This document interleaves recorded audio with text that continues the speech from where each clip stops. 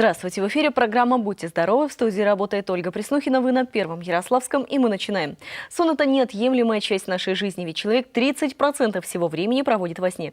И от того, насколько организм выспался и расслабился ночью, напрямую зависит качество жизни днем. Проблемам сна посвящена наша сегодняшняя программа, а именно храпу и синдрому обструктивного апноэ во сне. И сегодня в нашей студии лор-врач высшей категории, кандидат медицинских наук, заведующий лор-отделением Ярославской областной клинической больницы, главный отоларинголог Департамента здравоохранения Ярославской области Александр Морозов.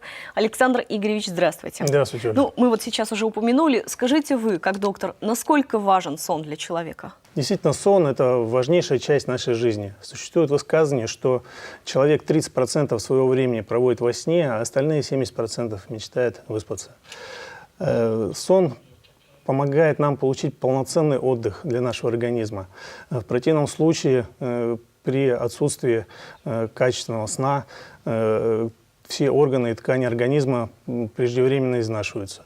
К сожалению, в нашей стране проблемам сна уделяется очень мало внимания. Вот когда я учился, я думаю, что и сейчас мало что поменялось. В программе для подготовки студентов медицинских вузов не было ни единого часа, которые говорили бы нам, рассказывали о расстройствах дыхания во сне. Тем не менее, проблема эта очень важная. То есть, насколько я понимаю, что храп – это вот как раз-таки одна из вот этих проблем, да, по расстройству дыхания во сне, да? И насколько широка эта проблема, как много у нас человек сталкивается с ней? Действительно, проблема эта очень широкая. Считается, что каждый пятый человек страдает храпом. И из них порядка 20% мужчин и порядка 10% женщин имеют остановки дыхания во сне. Александр Игоревич, а как возникает храп? Расскажите о механизме вот этой проблемы, где она зарождается? Механизм возникновения храпа заключается в следующем. Когда человек засыпает, мышцы его расслабляются. Это мышцы глотки, мышцы языка, мышцы мягкого неба. И происходит увеличение их подвижности. И во время дыхания двигается небная занавеска, и при контакте с занятостью глотки возникает феномен храпа. А к чему приводит храп? Вот человек может жить с этой проблемой и вот спокойно сосуществовать с ней? Или наоборот, вот храп он приводит к каким-то более глобальным проблемам? Насколько я знаю, есть такой синдром обструктивного апноэ, да, или вот задержка дыхания. Это вот как одно из последствий? Да, действительно, храп создает, неосложненный храп создает больше социальные проблемы для человека, то есть проблемы в обществе, проблемы в семье. Очень часто рушатся семьи, как одной из главных причин этого выступает именно наличие храпа у кого-то из партнеров. Но, тем не менее, храп – это не только социальная проблема. Он еще является предвестником более грозного заболевания, о котором мы сейчас говорим, это синдром обструктивного апноэ во сне. Что это такое? Что это за проблема? Синдром обструктивного апноэ – это заболевание, которое обязательно сопровождается храпом, во время которого происходит спадение мышц глотки с остановкой дыхания. То есть человек в течение 10 секунд и более, в нашей практике есть пациенты, которые у нас не дышали по 2-3 минуты, человек не дышит. И в дальнейшем… Вот, соответственно, у нас на экране вот наша схема, да? Да, что происходит с человеком, когда происходит остановка дыхания. То есть после того, как человек заснул, происходит снижение тонуса мышц глотки, далее происходит спадение верхних дыхательных путей и наступает остановка. После этого мозг получает информацию о том, что тканям и органам организма не хватает кислорода, собственно говоря, и самому ему в первую очередь не хватает кислорода, и происходит пробуждение мозга, что в свою очередь приводит к увеличению тонуса мышц глотки, корня языка и мягкого неба. Человек снова начинает дышать. Когда уровень кислорода достигает нормальных значений, снова происходит засыпание мозга, и вот этот порочный круг, он за ночь может повторяться до 100-200 раз. В итоге человек, у которого имеются остановки дыхания во сне, может за время своего сна не дышать по 3, 4, иногда и 5 часов. Попробуйте задержать дыхание на 1-2 минуты. Я думаю, вам будет очень сложно. У нас есть больные, которые не дышат по 3 минуты и более. Но ведь эта же проблема, она ведь тоже приводит к каким-то более серьезным последствиям. Эта проблема очень серьезная, да. Вот как видно из этой картинки. Во-первых, это артериальная гипертензия. Чаще артериальное давление при синдроме апноэ максимально повышается в утренние и ночные часы. Далее это нарушение ритма сердца. Следующий момент – это проблемы с ожирением. Причем это ожирение может носить прогрессирующий характер. То есть почему возникает ожирение и усугубляется во время остановок дыхания во сне? Жиры сгорают только когда есть кислород в организме человека, а когда, соответственно, при остановках дыхания кислорода не хватает, жир не сгорает, и ночью он только откладывается, и это все прогрессирует. Кроме того, ухудшается память, ухудшаются когнитивные способности человека, происходит снижение интеллектуальных возможностей, снижение либидо. У мужчин это может проявляться импотенция и еще масса проблем, которые может тянуть за собой данное заболевание. А что является вообще причиной появления у человека данного заболевания, задержки дыхания во сне? Причины появления я бы разделил на 2 группы. Первое – это как бы общее заболевание, которое является группой риска по возникновению ночного апноэ. Ну, во-первых, это то, чего мы уже коснулись – ожирение. То есть основной фактор в развитии ночного апноэ – это, конечно, избыточный индекс массы тела. У людей с избыточным индексом массы тела риск заболеть синдромом обструктивного апноэ сна составляет более 20%. А люди, имеющие тяжелую степень ожирения, 70% из них страдают и тяжелой степенью обструктивного апноэ сна со всеми вытекающими из этого последствиями. Я так понимаю, мы можем проиллюстрировать. Да, и вторая проблема, которая способствует возникновению данной патологии, это наличие различных анатомических дефектов на разных уровнях глотки, которые сужают ее просвет и тем самым вызывают спадение верхних дыхательных путей во время расслабления мышц во время сна. Это уровень носоглотки, назофарингеальный, то есть когда у людей имеются аденоидная вегетация, сумки Тормальда, наличие хронических полипозного синусита, неформированной перегородки, которые мешают нормальному носовому дыханию. Следующий уровень – это орофарингеальный, когда имеется проблема на уровне ротоглотки. Чаще всего это опущение мягкого неба максимальной 3-й степени, увеличение язычка мягкого неба, это увеличение языка, увеличение язычной миндалины. Кроме того, к этой патологии приводит ретро- и микрогнатия, то есть это когда имеется небольшого размера врожденно нижняя челюсть. И далее это гипофарингеальный, ларингеальный уровень, когда происходит увеличение, уменьшение просвета глотки за счет парезов и параличей гортани, за счет наличия каких-то образований в гортаноглотке. Ну, вот вкратце, наверное, все по механизму. А кто находится в группе риска этого заболевания? В группе риска это сахарный диабет, это пациенты с гипотиреозом, это то, что я уже сказал, ожирение. Это люди, которые употребляют излишне алкоголь и курят, особенно в вечернее время, так как алкоголь и никотин – это миорелаксанты, которые вызывают еще большее расслабление мускулатуры глотки в ночное время. Ну, наверное, все. А как человек у себя может обнаружить вот эту проблему задержки дыхания? Он ощущает это или это вот происходит чаще всего без его эти ведома? пациенты к нам приходят с единственной жалобой, это на храп, причем эта жалоба, она больше даже идет не от них самих, а от их родственников. Но когда с ними начинаешь разговаривать, то они уже, каждый практически из них жалуется на дневную сонливость.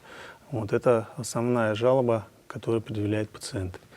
То есть просто хочется сказать для наших зрителей, на что следует обратить внимание. Во-первых, это указание на храп вас или ваших родственников. Во-вторых, это указание на остановки дыхания во сне. Часто родственники говорят, что люди, страдающие данным заболеванием, какое-то время не дышат, потом вдруг у них возникает резкий глубокий вдох, и дыхание нормализуется. Вот это типичная картина остановки дыхания во сне. Далее это частое пробуждение, неосвежающий сон. Кроме того, эти пациенты часто жалуются на учащенное ночное мочеиспускание. То есть в норме ночью человек должен мочиться не более 1 раза за ночь. Ежели это происходит 2 и более раз, то это уже, возможно, как один из симптомов то, о чем мы говорим. То есть человек часто просыпается, спит он плохо. Да. Вот об этом у него нет нормального сна.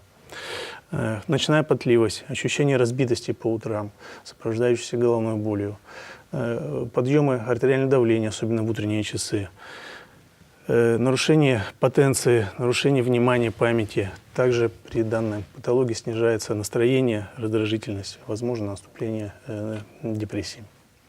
А куда человеку обращаться и как ставить диагнозы? Данная категория пациентов, конечно, должна быть обследована в лаборатории, которая занимается изучением расстройств дыхания во сне. Чаще используется респираторный мониторинг, где-то в 90-95% случаев достаточно этого исследования для постановки диагноза. Иногда в некоторых случаях приходится прибегать к полисомнографическому исследованию. Вот. Собственно говоря, мы где-то лет 5, наверное, занимаемся в лор-отделении Ярославской областной клинической больницы данным вопросом. И в своей клинической практике достаточно много пациентов у нас прошло. А какие методы используются у вас? Какие методы исследования мы используем? Значит, исследование, лечение, то есть решение проблемы. Давайте сначала коснемся диагностики, потому что все лечение зависит от того, какой диагноз мы поставим. Значит, пациент у нас находится в стационаре в течение суток. За эти сутки мы ему делаем эндоскопические исследования полностью всех лор-органов, то есть начиная с полости носа, носоглотка, рота, гортаноглотка.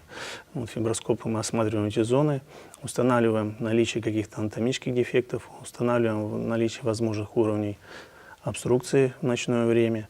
Далее у нас происходит объективная оценка функций носового дыхания, выполняются такие исследования, как риноманометрия, акустическая ринометрия, где мы четко в цифрах видим, насколько хорошо либо плохо дышит нос, потому что носовое дыхание тоже, безусловно, оказывает некоторое влияние на патогенез данного заболевания.